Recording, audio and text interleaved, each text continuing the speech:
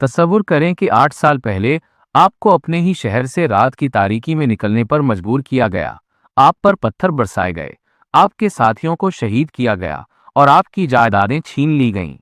اور آج آپ 10,000 قداور جنگجوؤں کے ساتھ اسی شہر کے دروازے پر کھڑے ہیں۔ بدلہ لینے کا پورا اختیار ہے، طاقت بھی ہے اور وجہ بھی۔ لیکن تاریخ کا سب سے بڑا فاتح کیا کرتا ہے؟ کیا وہ خون بہاتا ہے یا کچھ ایسا کرتا ہے جس نے رہتی دنیا تک جنگ کے اصول بدل دیے؟ آج ہم قرآن اور مستند احادیث کی روشنی میں فتح مکہ کا وہ ایمان افروز سفر طے کریں گے جس نے تاریخ کا دھارا بدل کر رکھ دیا۔ داستان کا آغاز وہاں سے ہوتا ہے جب صلح حدیبیہ کے معاہدے کو ابھی 2 سال بھی نہیں ہوئے تھے کہ قریش مکہ نے بدعہدی کی۔ مکہ کے قریب رہنے والے قبیلے بنو بکر نے، جو قریش کے اتحادی تھے، مسلمانوں کے حلیف قبیلے بنو خزاعہ پر رات کے اندھیرے میں حملہ کر دیا۔ اس حملے میں قریش نے نہ صرف اپنے اتحادیوں کو ہتھیار دیے بلکہ خود بھی اس قتل و غارت میں شریک ہوئے۔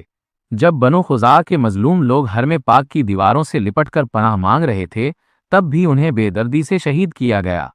یہ معاہدہ حدیبیہ کی کھلم کھلا خلاف ورزی تھی، جس کے بعد بنو خزاعہ کا ایک وفد مدینہ منورہ پہنچا اور اللہ کے رسول صلی اللہ علیہ وسلم سے فریاد کی۔ آپ صلی اللہ علیہ وسلم نے ان کی داد رسی کا فیصلہ کیا اور قریش کو 3 شرطیں بھیجیں، جن میں سے انہوں نے تیسری شرط یعنی معاہدہ ختم کرنے کو چنا۔ لیکن جلد ہی قریش کو اپنی غلطی کا احساس ہوا اور ابو سفیان اس معاہدے کی تجدید کے لیے مدینہ پہنچے، مگر اب بہت دیر ہو چکی تھی، حق کا فیصلہ ہو چکا تھا۔ رمضان المبارک کی 10 تاریخ کو اللہ کے نبی صلی اللہ علیہ وسلم نے 10,000 صحابہ کرام کے ساتھ مدینہ سے مکہ کی طرف کوچ فرمایا۔ یہ سفر اتنا خفیہ رکھا گیا کہ مکہ والوں کو خبر تک نہ ہوئی کہ ایک عظیم طوفان ان کی دہلیز پر دستک دینے والا ہے۔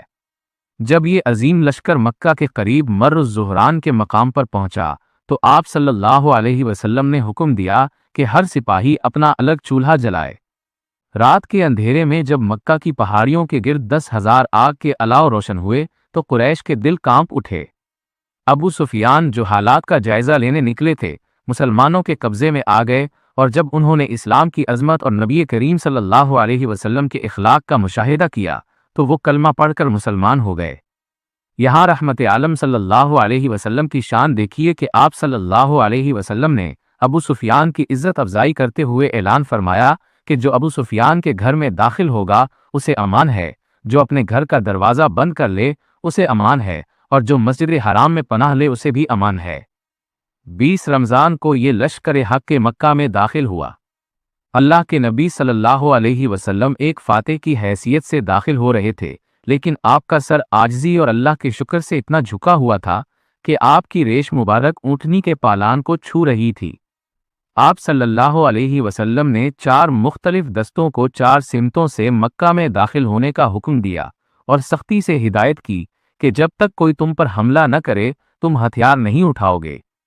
تاریخ گواہ ہے کہ مکہ جیسا بڑا شہر بغیر کسی بڑی خون ریزی کے فتح ہو گیا۔ نبی کریم صلی اللہ علیہ وسلم سیدھے بیت اللہ پہنچے، حجر اسود کو بوسہ دیا اور پھر کعبہ کے گرد موجود 360 بتوں کو گرانا شروع کیا۔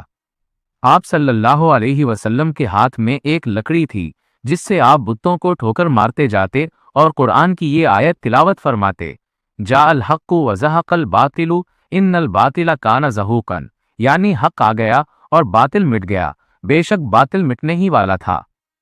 کعبہ کے اندر سے تصویریں اور بت ہٹانے کے بعد آپ صلی اللہ علیہ وسلم نے حضرت بلال حرب شرجی کو حکم دیا کہ کعبہ کی چھت پر چڑھ کر اذان دیں۔ وہی بلال جنہیں کبھی مکہ کی تپتی ریت پر گھسیٹا گیا تھا، آج مکہ کی سب سے اونچی جگہ پر کھڑے ہو کر توحید کا اعلان کر رہے تھے۔ اس کے بعد وہ وقت آیا جس کا انتظار پوری دنیا کو تھا۔ قریش کے وہ تمام بڑے سردار جنہوں نے آپ صلی اللہ علیہ وسلم کی راہ میں کانٹے بچھائے تھے، آج سر جھکائے آپ کے سامنے کھڑے تھے۔ آپ صلی اللہ علیہ وسلم نے ان سے پوچھا، اے قریش، تمہیں کیا لگتا ہے میں تمہارے ساتھ کیا سلوک کروں گا؟ انہوں نے ڈرتے ہوئے کہا، آپ ایک کریم بھائی اور کریم بھتیجے ہیں۔ تب رحمت عالم صلی اللہ علیہ وسلم نے وہ جملہ ارشاد فرمایا جس نے انسانیت کی تاریخ میں معافی کی سب سے بڑی مثال قائم کر دی۔ آپ صلی اللہ علیہ وسلم نے فرمایا، آج تم پر کوئی گرفت نہیں، جاؤ تم سب آزاد ہو۔ یہ سن کر مکہ کے لوگ جوک در جوک اسلام میں داخل ہونے لگے، جیسا کہ اللہ نے سورہ النصر میں فرمایا کہ جب اللہ کی مدد اور فتح آ جائے گی تو تم لوگوں کو گروہ در گروہ اللہ کے دین میں داخل ہوتے دیکھو گے۔ فتح مکہ صرف زمین کا ایک ٹکڑا جیتنے کا نام نہیں تھا، بلکہ یہ تکبر پر عاجزی کی، ظلم پر انصاف کی اور کفر پر اسلام کی وہ ابدی جیت تھی جس نے عرب کا نقشہ ہمیشہ کے لیے بدل دیا۔